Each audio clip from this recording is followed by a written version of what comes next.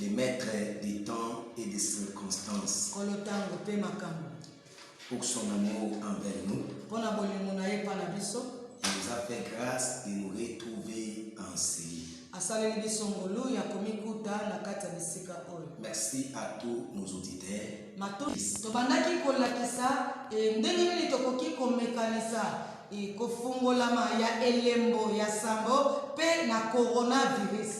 C'était très profond.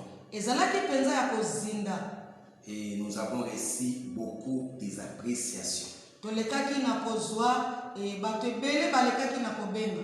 auprès de nos autorités dans la vie, nos enseignants à l'université. J'ai reçu même les SMS des professeurs Frédéric Lukanga qui m'avait donné les cours de la sociologie en G1.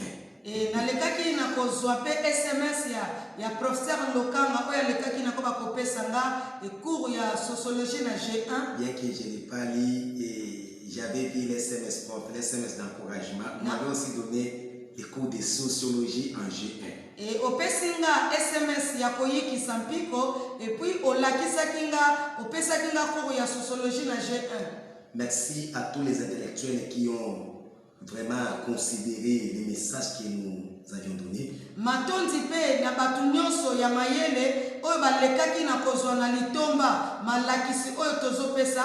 Les hommes dédiés mêmement. Basali na nzambe ndenge moko. Bien que je n'ai pas été vraiment d'accord avec mes bien-aimés des messages des temps de la fin lorsque j'ai expliqué c'est le 7e ange. Le 8e ange, pardon. Atako tango na bandaki kolimbola pona tina na mwange ya mwambe bandeko na biso ya message ya tango na suka bango bandimaki te. Le monde de l'Apocalypse c'est comme ça. Bongonde mokili ya emoni seleza. Lorsque moi je voyais Christ comme le 8e ange, lui me disait non, ce n'est pas Christ, c'est le prophète. Et tango ngana moni Yesu lokola mwange ya mwambi bango balobi te eza Yesu Masia te eza ne mosakoli na bango. Lorsque moi je venais avec la Bible dit, ils diront non, le prophète a dit. Tango ngana zo mema Biblia elobi bango balobi te mosakoli nde alobaki. C'est comme ça. Soyez aussi bénis. Nous vous aimons bien. Tous les hommes dédiés de la vie. Nos aînés dans la foi. Tous les chrétiens et chrétiennes. Des confessions différentes. Même celui des catholiques. Je crois bien que des fois j'ai été même diabolisé parce que j'avais donné l'exemple des papes.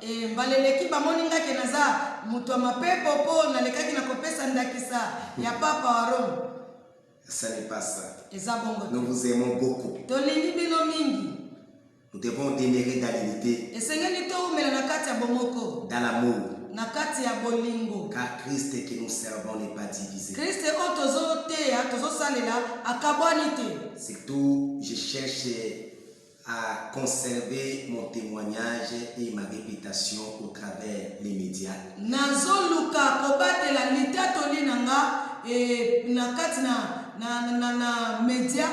C'est tout, ces derniers temps, il y a des mots à la radio que je disais ça ouvertement.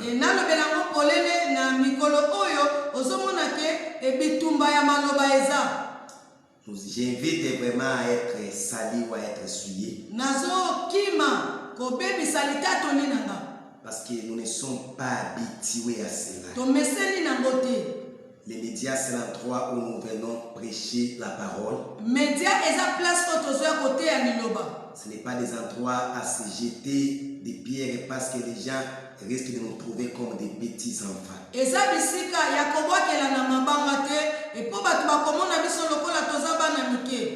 Alors je ferai tout vraiment pour échapper à cela.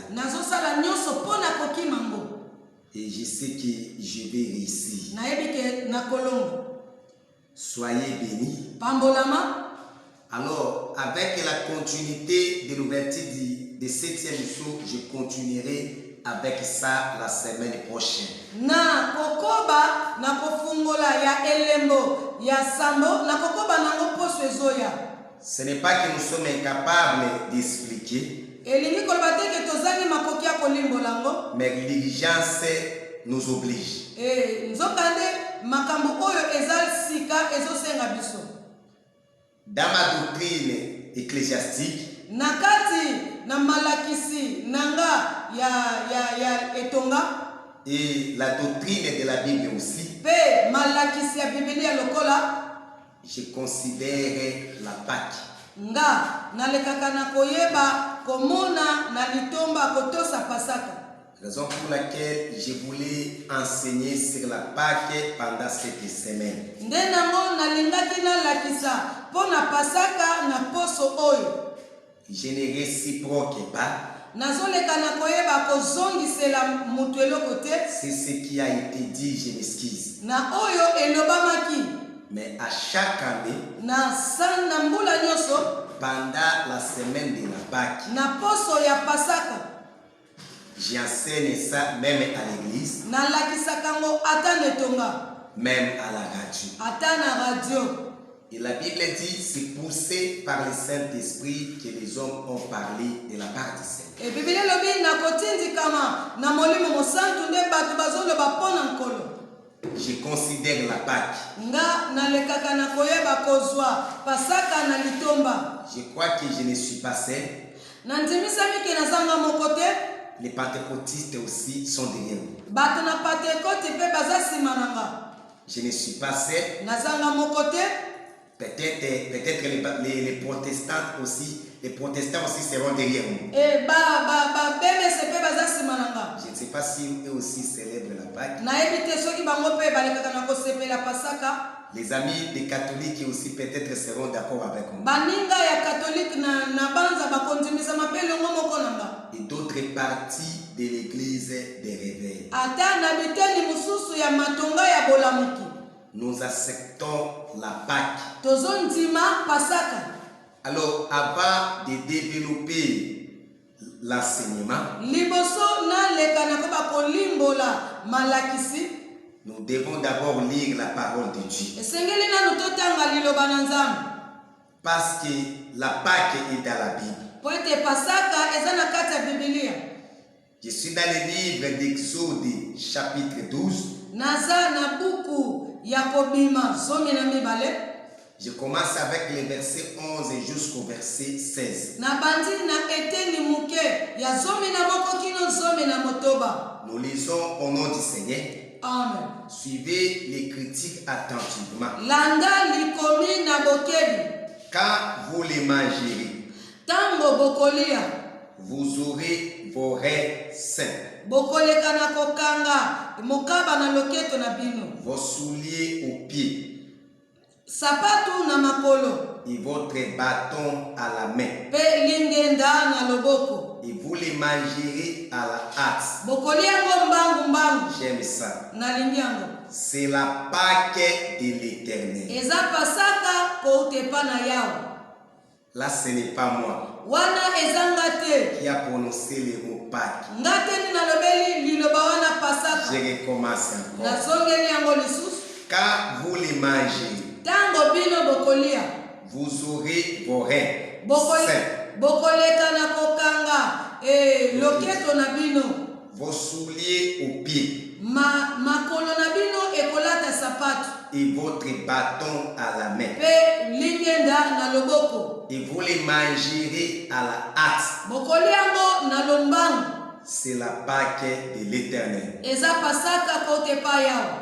Cette nuit-là, Na butu wana. je passerai dans le pays d'Égypte Na kolekana na kati na mboka na Ezipito. et je frapperai tous les premiers-nés du pays d'Égypte. Pe na kobeta bana nyonso ya liboso ya Ejipito. Depuis les hommes jusqu'aux animaux, Kobanda na batu tina banyama. et j'exercerai des jugements contre tous les dieux de l'Égypte. Na koleka na komema esambiselo na binzambi nyonso ya Ezipito. Je suis l'Éternel. Naza yao. Les ça vous servira de signe sur les maisons où vous serez. makila ekosala elembo na bandako oyo bino bokozala. Je verrai les sangs et je passerai par-dessus. Tango na komona makila na koleka likolo na linyango lisumi. Je verrai les sangs et je passerai par-dessus. Na komona makila penga na koleka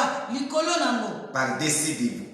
Likolo na bino. Et il n'y aura point de plaie Et pas na bino e bokono bapote ekozala qui vous te. détruisent Oyo ekobebisa bino. quand je frapperai les pays d'Égypte. Tango nazobeta mboka na Ezipito. Je vais maintenant ça, le verset 14. Landa sikoyo mokapo azomi na Vous bino. conserverez les souvenirs de ces jours. Bokoleka na koyeba kokanisa mukolo oyo. Vous conserverez Bokobatela ngo les souvenirs de ces jours. mukolo oyo. Et vous les célébrerez. Vous les célébrerez. Pe bino bokoleka na koyeba ekosepela nango kotombola yango Par une fête na feti à l'honneur de l'Éternel. na lokumu na Yawe. C'est que nous devons célébrer la Pâque comme une fête selon la Bible. Elingi koloba tokoleka na kosepela pasaka lokola feti kolandana na Biblia. Jusque-là, ce n'est pas moi. Wana ezanga te. C'est toujours les chrétiens. Ezaka nde likomi.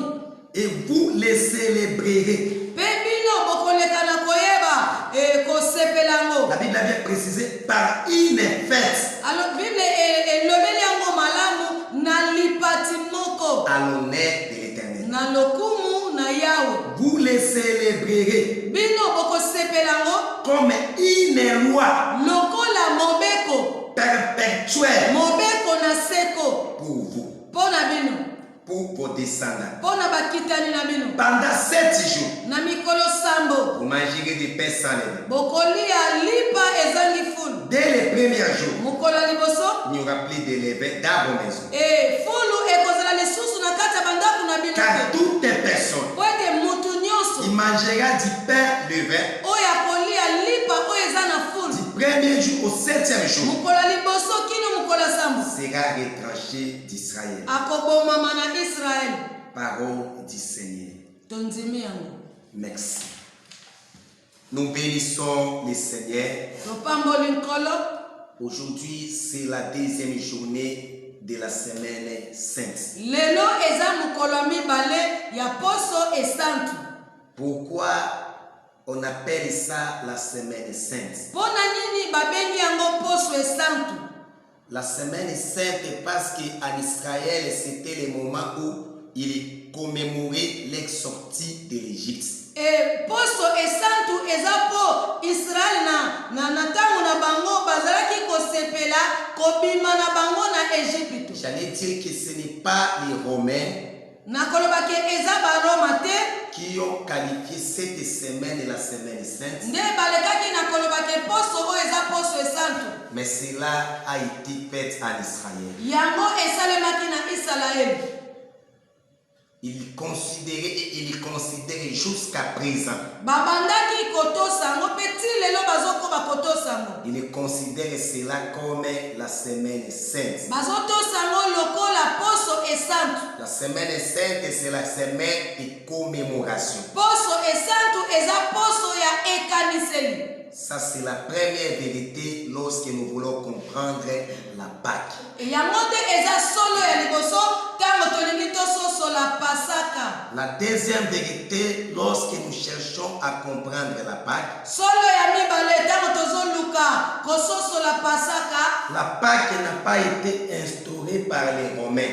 Pasaka esalemaki na baroma te. Parce que Moïse n'était pas romain. Poete Mose azalaki moroma te. Celui qui reçoit l'ordre de la célébration de la Pâque ici selon Exode 12, ce n'est pas pape des Romains, mais c'est Moïse qui fit israélite. Oyo azwi mobeko ya koleka na kobandisa pasaka awa eza papa Roma te, eza Moïse oyo azalaki Moïsraël. La Pâque n'a pas commencé par les Romains, non. Pasaka ebandaki na baroma te. La Pâque n'a pas été instaurée par les Romains. Pasaka elekaki na koyeba kobandisama na baroma te. Parce que le siège de l'église n'était pas à Rome au départ. efandelo na etonga na ebandeli ezalaki na Roma te. Le siège de l'église a commencé premièrement à Jérusalem. efandelo ya ya etonga ebandaki liboso na Jérusalem. Suite au voyage de l'église, que le siège de l'église catholique se retrouve aujourd'hui en Rome, mais ce n'était pas en Rome. ekolandana na mobembo ya etonga yango nde lelo efandelo ya etonga emikuti na kati ya Rome ezalaki ebandaki wana te. Alors, la deuxième vérité sur la Pâque est que la Pâque n'a pas été instaurée par les Romains, mais la Pâque a été instaurée par le Seigneur lui-même. Solo ya mibale pasaka ebandaki na baroma te, mais pasaka elekaki na kosalema na nkolo ye moko. La troisième vérité, si nous célébrons la Pâque, ce n'est pas l'imposition du pape ou de quelqu'un d'autre, mais c'est l'imposition du Seigneur. C'est l'ordre du Seigneur Jésus-Christ. Ya misato, solo ya misato, soki biso tozosepela pasaka eza papa Roma te nde alekaki na koba kopesa mobeko wana nkolo ye moko nde apesaki mobeko wana. Aucun livre, mon frère, ma sœur, vous trouverez les noms ou les mots de la Pâque si ce n'est que dans la Sainte Écriture qui est la Bible. Na mbuku moko te okoleka na koyeba kokuta kombo ya pasaka kaka na kati ya Biblia. C'est pour cela que tous les chrétiens Nde nango bakristo nyonso reconnaissent la Pâque bayebi pasaka et célèbrent la Pâque. mpe bazosepela pasaka. Dans cet enseignement, Na kati ya malakisi oyo je vais enseigner sur Pâques sans S et Pâques avec S.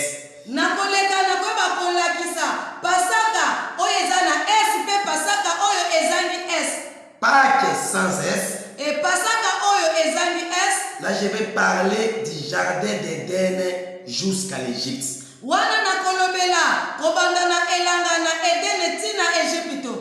Et Pâques avec S. Pasaka kobakisa S na kati. Là, je vais parler des Pâques de Deutéronome jusqu'au Pâques chrétien. Nakobanda na pasaka na Deutéronome na kotambola nango tina pasaka na bakristo. Parce que la Pâque de l'Exode n'est pas la Pâque de Deutéronome. Pote pasaka ya kobima eza pasaka ya Deutéronome te. Je suis enseignant de la parole. Naza molakisi ya liloba.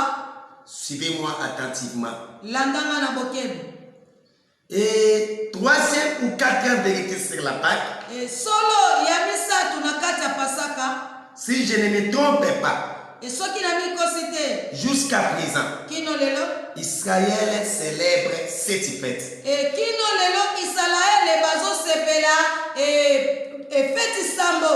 Si vous demandez à tous les Juifs, Soko tuni bayuda nyonso ils célèbrent cette fête. bazosepela feti sambo. Il y a les fêtes du tabernacle Eza fete ya tabernacle qui se fait là-bas. oyo ezosepela kuna. Pour ne pas citer tous les fêtes. Toleka na kolobela ngo nyonso te. Il y a aussi les fêtes d'agricole. Eza pe na feti oyo ya koleka na ko bakobuka milona. La fête d'agricole, c'est ce que vous appelez la fête des pains sans levain. Feti wana ya koleka na ko bakobuka milona eza feti oyo babengi yango feti oyo ezanga fulu. Et lorsqu'on voit la fête agricole, Tango bamoni feti wana ya milona qui est l'image des fêtes des pains sans levain, oyo eza elilingi ya feti oyo ya lipa oyo ezangi fulu. aujourd'hui, nous ne fêtons plus les fêtes agricoles. Lelo tozosepela lisusu feti wana ya baloni te to ya milona Parce te. que véritable fête agricole, c'est la Pentecôte. Feti ya milona ya malamu eza nde Pentecôte. Pourquoi? Mpona nini? Parce que lorsque je vais enseigner sur la Pâque juive, Ntango nakolakisa mpona ntina na pasaka ya bayuda, la Pâque juive est différente des Pâques qu'ils ont célébrées à l'Égypte. pasaka ya bayuda ekeseni na pasaka oyo balekaki na kosepela ngo na Ejipito. Après avoir Israël célébré la Pâque, nsima na israele koleka na kosepela pasaka Selon les Juifs, kolandana na bayuda ils vont maintenant célébrer aussi la fête agricole. bakoleka na kosepela mpe na feti wana ya baloni C'est-à-dire, après avoir mangé la Pâque, nsima na kolia pasaka ils vont bouger des herbes. bango bakoningisa matiti Et lorsque les fers des herbes tombent, ntango bakasa ya matiti wana ezokwea ya c'est déjà banzete wana l'image ezokwea de la Pentecôte. eza elilingi ya Pentecôte. Raison pour laquelle vous verrez, après que Christ est mort et resté sur la croix, c'est la Pentecôte maintenant qui vient. nde nango okomona nsima na kristo kokufa kosekwa nde Pentecôte akoya C'est très profond. eza mpenza ya kozinga. Alors, je vais enseigner la Pâque dans sa 3 dimensions. nakolakisa pasaka na lolenge nango misato. La Pâque historique, nakolobela pasaka kolandana na lisolo, la Pâque juive nakolobela pasaka na bayuda et la Pâque chrétienne. mpe nakolobela na pasaka ya bakristo C'est-à-dire dans sa 3 dimensions. na lolenge nango misato.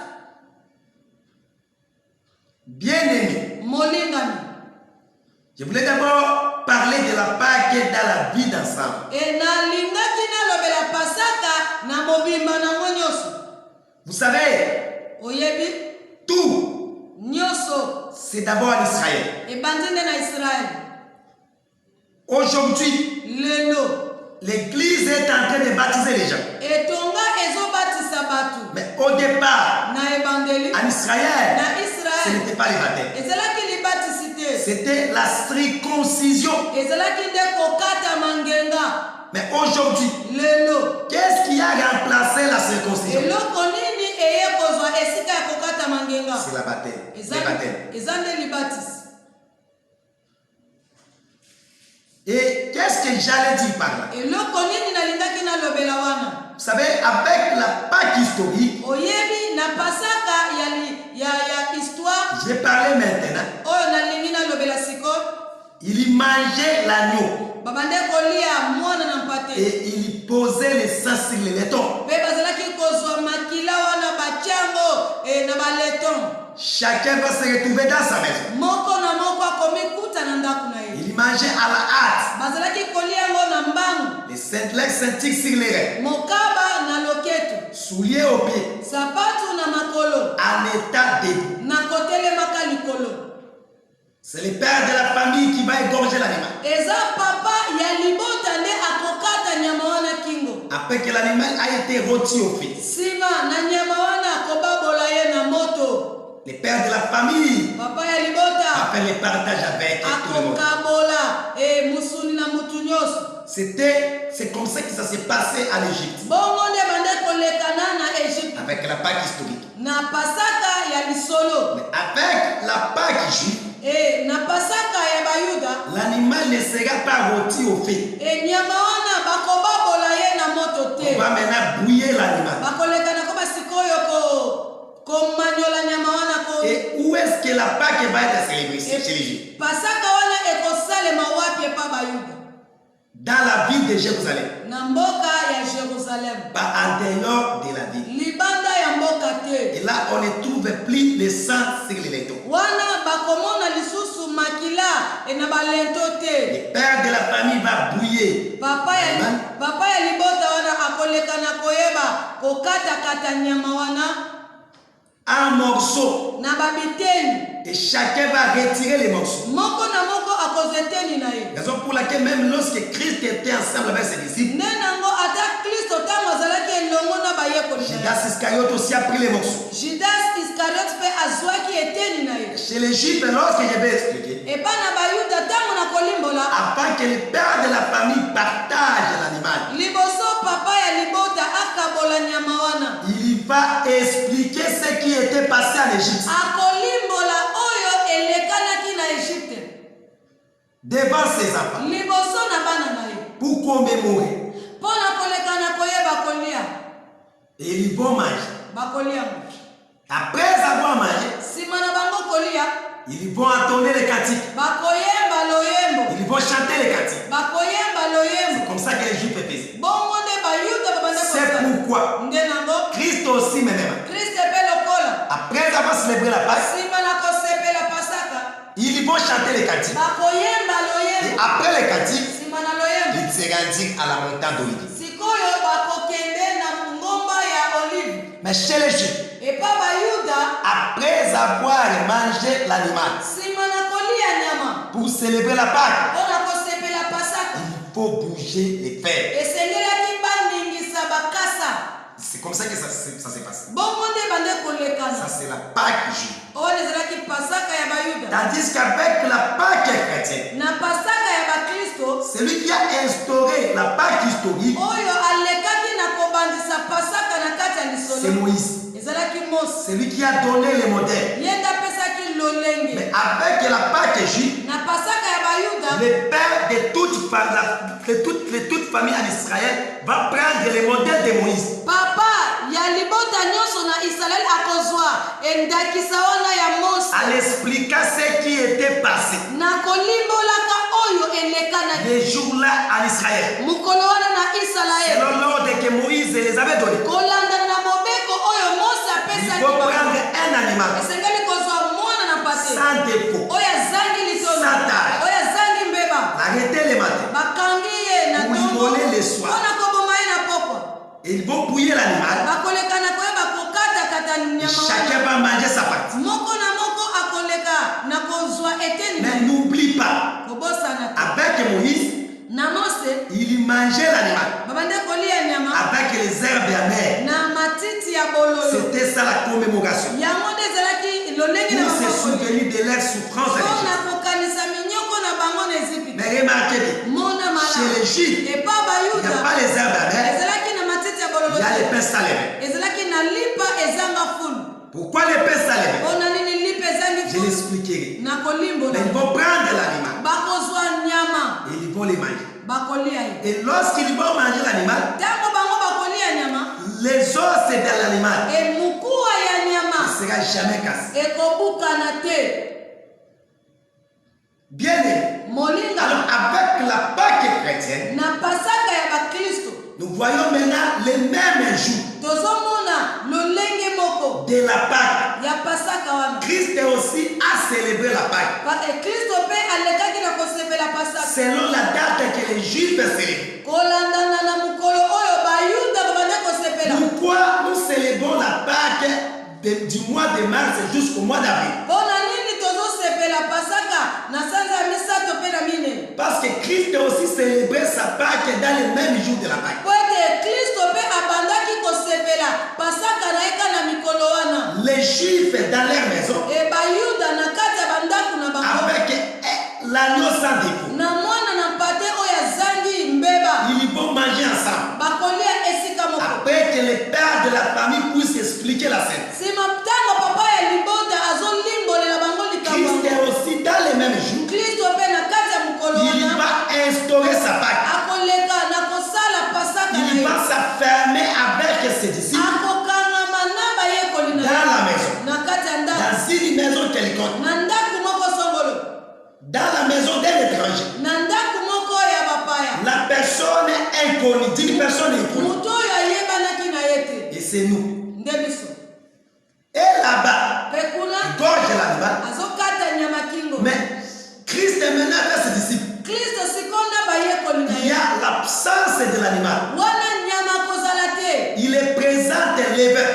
ye atalisi bango vino Il dit ça c'est mon sang. alobi oyo eza makila na Alors que Pierre s'est habitué à manger l'animal pendant la Pâque. petelo C'est amesenaki merveilleux. kolia musuni na ntango na pasaka J'ai aussi s'habitué à manger l'animal pendant la Pâque.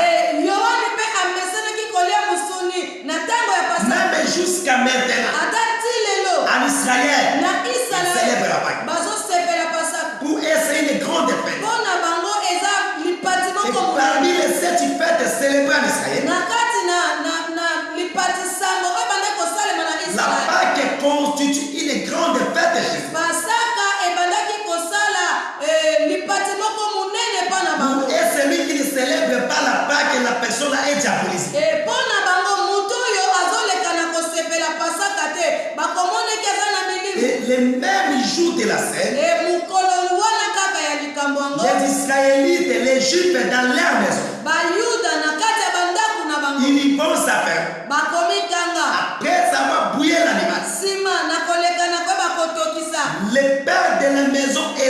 de la scène. papa ya libota ndako limbola sikoli Comme c'était passé en Égypte. lolenge elekanaki na Egypte. Chacun va se retrouver avec ces morceaux. Moko na moko akomikuta na eteni na ye. Mais les jours là maintenant, mokolo wana sikoyo Christ va épingler, instaurer notre système de la Pâque. Kristo akoleka na kokotisa lolenge mosusu ya C'est-à-dire, Pasaka. au lieu de s'enfermer avec l'animal, Maman Clémentine, olie akangama na nyama mama Clémentine, il ne s'enferme pas avec l'animal. ye azomikanga na nyama te. Il va les présenter les vins akolakisa bango nde vino pour dire que ça, c'est mon sang. kolobela bango ke oyo nde makila na Le nga. sang de l'alliance. makila ya boyokani. Le sang qui a été répandu pour les péchés. makila oyo etangaki mpo na lisumu. Comment Christ pourrait présenter son sang au moment où il n'était pas encore pendu sur la croix? ndenge nini Kristo akoleka na kotalisa makila na ye na ngonga oyo abakami nanu ne Il est kulisi te. présent le sang pour lui dire que ça c'est mon sang. aleki na kotalisa makila koloba ke oyo eza makila na Le nga. sang qui a été répandu. makila oyo esopani. Il parlait de ça dans le passé. azolobela ngo na ntango Le sang qui a été versé. makila oyo esopani. Prenez ceci, buvez. bozwa yango mpe bomela. Il est présent le pain. azolakisa bango lipa. Il dit, ça c'est mon corps. alobi oyo eza nzoto na nga Mangez cela. bolia yango. C'est que là, Christ elle présente le pain comme son corps. wana Kristo azolakisa lipa lokola nzoto na ye. Et il célèbre la Pâque comme ça. bongo nde ye asepelaki Pasaka. Et puis il leur donna cet ordre. apesi bango mobeko. Faites ceci alobi bosalaka boye à mémoire de moi. mpo na kokanisa nga. C'est la souvenir. eza nde ekaniseli. Faites ceci. bosala Même que lolenge moko en Égypte, na Egypte lorsque Moïse ntango Mose célébrait la Pâque, babande kosala on lipa leur dit, aloba te c'est une loi perpétuelle. eza mobeko ya seko Serait noté dans vos lois. ekotiama na mibeko na Et bino. ça sera la souvenir de ces choses. ekozala ekaniselo ya makambo oyo. Vous ferez cela pour se souvenir. bokosala yango mpo na ekaniselo. Et c'est comme ça que les choses étaient déroulées. bongo nde makambo etambolaki. Si j'explique d'abord la Pâque dans l'ensemble. awa nazolimbola Pasaka na mobimba Et la nango. Pâque doit être célébrée au 14e jour du mois de Nissan. Suivez-moi bien. Pasaka oyo bakoleka na koyeba kosepela yango mokolo ya zomi na minei na sanza ya Nisan. La date de la Pâque n'est pas dans la Bible. date ya Pasaka eza na Biblia te. Au 14e jour du mois de Nissan. na mokolo ya zomi na minei na sanza wana ya Le Nisan. mois de Nissan, c'est quoi? sanza wana ya Nisan eza nini? Lorsque j'expliquerai sur la Pâque juive, ntango nakolimbolela Pasaka ya Bayuda je parlerai sur le mois de Nissan. nakolobela mpo na sanza wana ya Nisan. Et j'expliquerai le 14e jour. nakolimbola mokolo ya zomi na minei. Ainsi est célébré la Pâque au 14e jour du mois de Nissan. eboye esalemaki Pasaka wana ya mokolo na zomi na minei na sanza ya Nisan. 30 ans après l'ascension de notre Seigneur Jésus-Christ. nsima na mikolo na mbula tuku misato ya komata ya nkolo na biso Yesu. Il faut séparer, diviser l'église et les synagogues. esengelaki bakabola matonga mpe na basinagoge. Parce qu'on ne peut pas parler du date où on a mis pour célébrer la Pâque si tu n'as pas encore maîtrisé comment est-ce que les synagogues essaient de diviser de l'église. okoki kolimbola date wana te soki nano ososoli te ndenge nini sinagoge ekabwanaki na etonga. Après la division des synagogues avec l'église, nsima na sinagoge kokabwana na etonga. 30 ans plus tard, nsima na mbula tuku misato l'église eleka. va maintenant prendre l'initiative de célébrer la Pâque. etonga sikoyo ekozwa likanisi wana ya kosepela Pasaka. Et ici, lorsque je parle de la division des synagogues et l'église, awa ntango nazolobela mpo na ntina ya kokabwana ya sinagoge na etonga. ici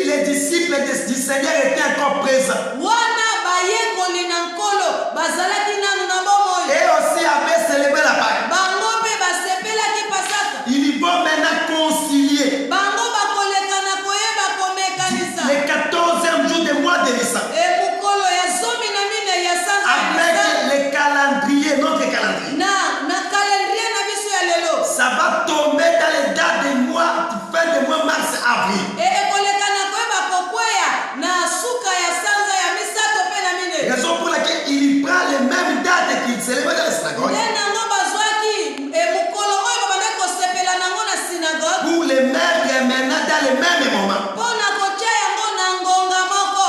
C'était comme ça. Bongo nde Il ezalaki. ne faut pas parler de quelque chose que vous n'avez pas encore maîtrisé. Okoki kolobela eloko oyo nano ososoli yango malamu te. Il y a des choses, lorsque nous parlons, si on n'a pas encore maîtrisé cela, eza na biloko oyo ntango tozolobela ntango tososoli nano yango te. ceux-là qui connaissent, qui ont maîtrisé la chose, risquent de se moquer de nous.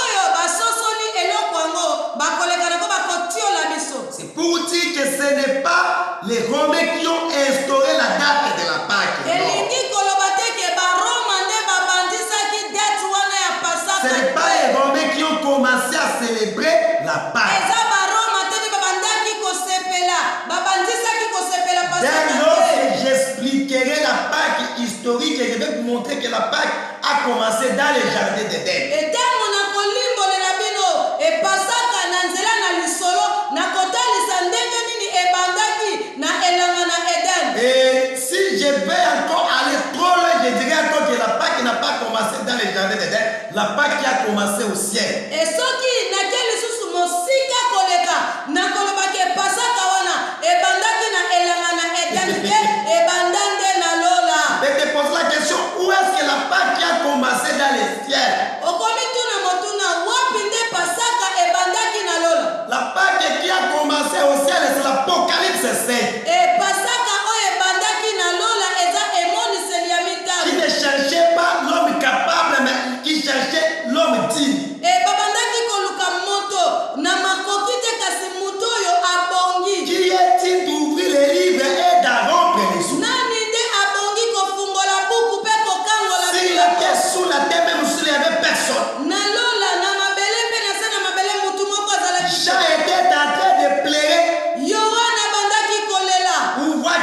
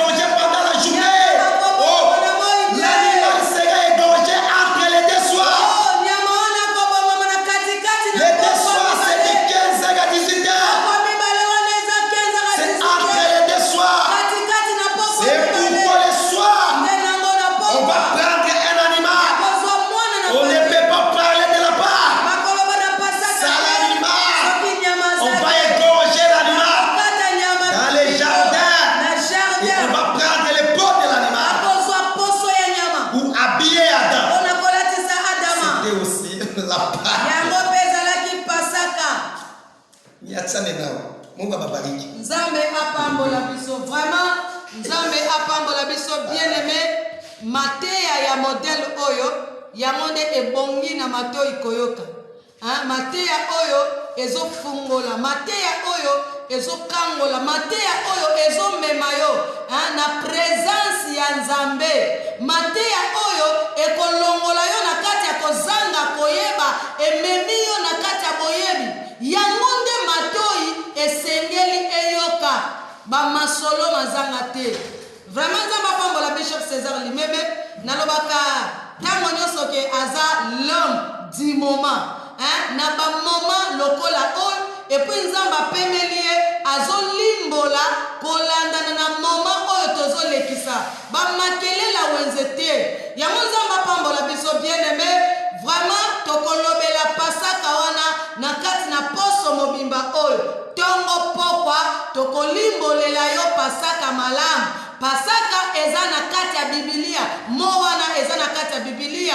Bien aimé, mutu akosa yo te. Yango landa enseignement on nabokebi oko découvrir pas wana eza nini. Yango Nzambe asunga biso. Lolenge moko En Égypte, na Égypte, lorsque Moïse dango Mos célébrait la Pâque, abande kosala on lipa a dit et aloba c'est une loi perpétuelle. eza mobeko ya seko Serait noté dans vos lois. ekotiama na mibeko na Et ça sera la souvenir de ces choses. ekozala ekaniselo ya makambo oyo Vous ferez cela pour se souvenir. bokosala yango mpona ekaniselo. Et c'est comme ça que les choses étaient déroulées. Bongo nde makambo etambolaki. Si j'explique d'abord la Pâque dans l'ensemble. Awa nazolimbola pasaka na mobimba nango. La Pâque doit être célébrée au 14e jour du mois de Nissan. Suivez-moi bien. Pasaka oyo bakoleka na koyeba kosepela yango mokolo ya 14 na sanza ya Nisan. La date de la Pâque n'est pas dans la Bible. Date ya pasaka eza na Biblia te. Au 14e jour du mois de Nissan. Na mokolo ya 14 na sanza wana ya Nisan. Le mois de Nissan, c'est quoi? Sanza wana ya Nisan eza nini? Lorsque j'expliquerai sur la Pâque juive, Tango na kolimbolela pasaka ya Bayuda, je parlerai sur le mois de Nissan. na kolobela pona sanza wana ya Nisan. Et j'expliquerai le 14e jour. Na kolimbola mukolo ya 14. Ainsi est célébré la Pâque au 14e jour du mois de Nissan. Eboye esalemaki pasaka wana ya mukolo na 14 na sanza ya Nisan. 30 ans après l'ascension de notre Seigneur Jésus-Christ. Sima na mikolo na mbula tuku misato ya komata ya nkolo na biso Yesu. Il faut séparer, diviser l'église et les synagogues. Esengelaki bakabola matonga pe na basinagogue. Parce qu'on ne peut pas parler du date où on a mis pour célébrer la Pâque si tu n'as pas encore maîtrisé comment est-ce que les synagogues essaient de diviser de l'église. Okoki kolimbola date wana te soki nano ososoli te ndenge nini synagogue ekabonaki na etonga. Après la division des synagogues avec l'église, Sima na synagogue kokabona na etonga. 30 ans plus tard, Sima na mbula tuku misato l'église eleka. va maintenant prendre l'initiative de célébrer la Pâque. Etonga sikoyo ekozwa likanisi wana ya kosepela pasaka. Et ici, lorsque je parle de la division des synagogues et l'église, Awa tango nazolobela pona tina ya kokabona ya synagogue na etonga. ici, les disciples du Seigneur étaient encore présents. Wana bayekoli na nkolo bazalaki nanu na bomoi. Et aussi avaient célébré la Pâque. Bango mpe basepelaki pasaka. Ils vont maintenant concilier Bango bakoleka na koyeba komekanisa. le 14e jour du mois de Nissan Mokolo ya 14 ya sanza ya avec Nisan. le calendrier, notre calendrier. Na calendrier na biso ya lelo. Ça va tomber dans les dates des mois, fin du mois mars, avril. Ekoleka na koyeba kokweya na suka ya sanza ya misato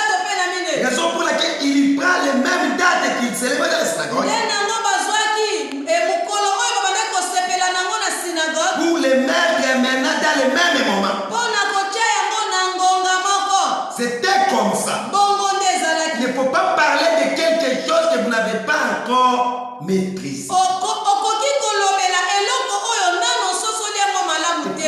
Il y a des choses, lorsque nous parlons, si on n'a pas encore maîtrisé cela, Eza na biloko oyo ntango tozolobela ntango tososoli nano yango te. ceux-là qui connaissent, qui ont maîtrisé la chose, risquent de se moquer de nous. Ba oyo basosoli eloko yango bakoleka nako bakotiola biso. C'est pour dire que ce n'est pas les Romains qui ont instauré la date de la Pâque. Non. Elingi koloba te ke baroma nde babandisaki date wana ya Ce Pasaka. n'est pas les Romains qui ont commencé à célébrer la Pâque. Eza baroma te nde babandaki kosepela babandisaki kosepela Dès Pasaka lors te. que j'expliquerai la Pâque historique, et je vais vous montrer que la Pâque a commencé dans les jardins d'Éden. Etango na kolimbolela bino epasaka na nzela na lisolo na kotalisa ndenge nini ebandaki na elanga na Eden. Et si je vais encore aller trop loin, je dirais encore que la Pâque n'a pas commencé dans les jardins d'Éden. La Pâque qui a commencé au ciel. Esoki nake lisusu mosika koleka